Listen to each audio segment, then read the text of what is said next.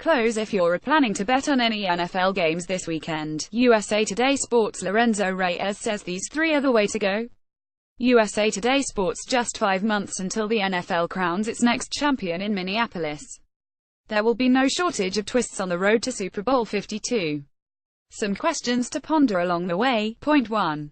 Can the Atlanta Falcons overcome their Super Bowl hangover? What a perfect time for new digs, with the opening of Mercedes-Benz Stadium. Anything to distance themselves from the last game, when the Falcons blew a 283 second-half lead to lose Super Bowl 51. The 1990s Buffalo Bills were the last team to get back to the Super Bowl the year after losing it. Now Atlanta tries to rebound from the biggest super collapse ever while playing in what is arguably the NFL's most competitive division. Sure, they are young and MVP Matt Ryan triggers a prolific offense. But it's a new year. Ask the Carolina Panthers, who flirted with a perfect season in 2015, en route to Super Bowl 50, then tumbled to 610 last season. Point 2. What is Aaron Rodgers worth? If Detroit Lions quarterback Matthew Stafford's 0 career playoff wins can command a $135 million deal that averages $27 million a year, then the Green Bay Packers' perennial MVP candidate should average well over $30 million when his contract expires after the 2019 season. That's what happens on the QB market, where Washington's Kirk Cousins' 0 playoff wins is playing for roughly $24 million on another one-year franchise tag. Just 4 years ago, Joe Flacco was the NFL's highest-paid player, averaging $20.1 million. Now there are 15 quarterbacks averaging more than $20 million, and Denver Broncos backup Brock Osweiler collects $16 million in guaranteed money after being cut by the Cleveland Browns. More USA Today Sports Week 1 picks, more 10 bold predictions for the 2017 NFL season, more Sign Up NFL newsletter delivers our best coverage. 3. Have the Pittsburgh Steelers closed the gap on the New England Patriots? That could be measured by whether they can ever contain Tom Brady, who's prone to picking apart Pittsburgh's zone coverages. In his last 4 matchups against the Steelers, including the AFC title game in January, Brady lit them up by averaging 331 passing yards with 13 TDs and 0 picks. Time for a new plan. The Steelers will have a better shot to knock the Patriots from their throne if they can deploy more man-to-man coverage, which is why signing veteran cornerback Joe Hayden was huge. They also need to help 39-year-old James Harrison, who led the team with 5 sacks in 2016. Hello, Bud Dupree. He needs to supply the type of impact edge rush he demonstrated down the stretch last season, while first-rounder TJ Watt must contribute ASAP. Roll with the defensive tweaks, then maybe have a prayer against Brady. Point 4. Is the Ezekiel Elliott drama the omen for another Dallas Cowboys slide? Dallas hasn't strung together back-to-back seasons with double-digit victories since 1996. Over the past 2 decades, each big season was followed by a big stumble.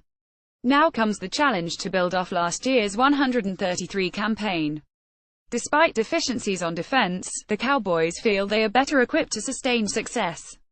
We'll see. Even with the development of sophomore quarterback Dak Prescott in the NFL's best O-line, the season could hinge on whether the rhythm is severely disrupted by the suspension of the NFL's reigning rushing champ. Point 5.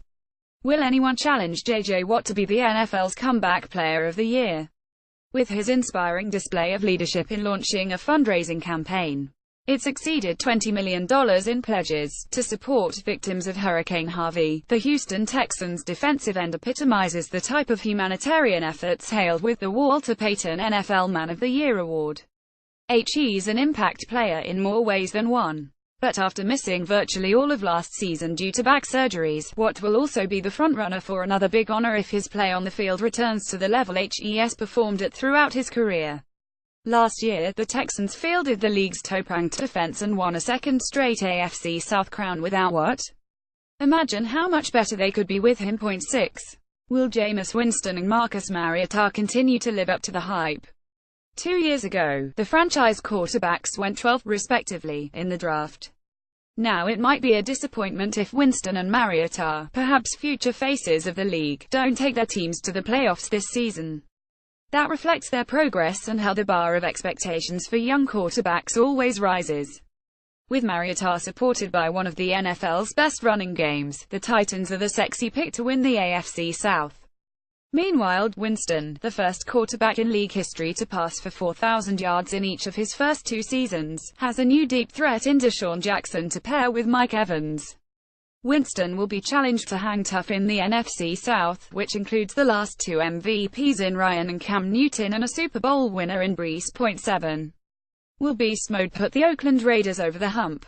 Marshawn Lynch's decision to come out of retirement after 1 year to play for his hometown team was quite the public relations stroke for a franchise that lost some local support due to its impending move to Las Vegas.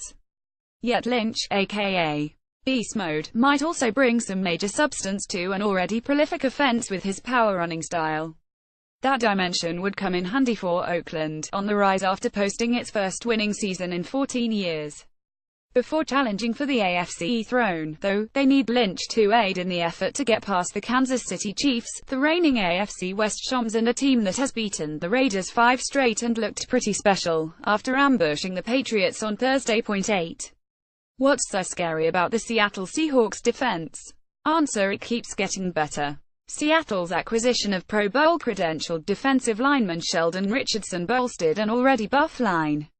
Who do you double-team? Michael Bennett, Cliff Avril, Richardson, and that's only the beginning, with the front backed by spectacular linebackers and a secondary that still harbors Richard Sherman, Earl Thomas and Cam Chancellor.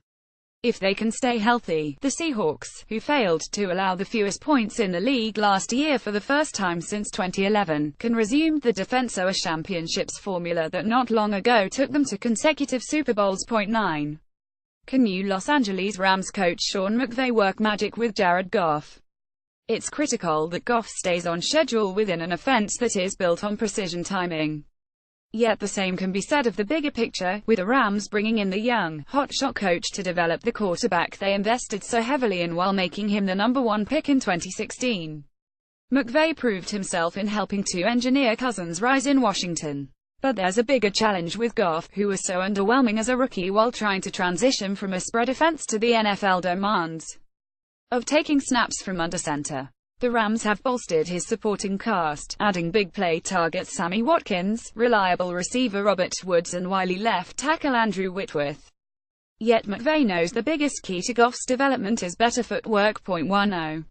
Is Blake Bortles really a better option than Colin Kaepernick? When it hinges on football, no. Yet Jacksonville Jaguars football boss Tom Coughlin recently declared that he didn't need to explain the internal decision not to sign Kaepernick, while Bortles continues to regress. It's not a stretch to deduce that Coughlin is put off by issues that turned Kaepernick into the most polarizing figure in the NFL. Kaepernick, with more talent than many current NFL starting quarterbacks, still can't get a job after his national anthem protests last year brought much attention to his cause, pushing back against racial injustices and police brutality, while fueling confusion and criticism.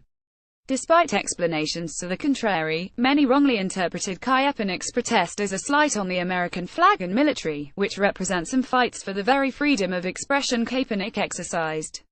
It's striking that Shad Khan, the first minority to own an NFL franchise, publicly stated that he wouldn't have a problem signing Kaep, while Coughlin remains part of a crowd in the NFL that apparently can't get outside the box of their worldviews to fully accept the merits of Kaepernick's actions. Follow NFL columnist Jarrett Bell on Twitter at Jarrett Bell Photos Power Rankings heading into Week 1.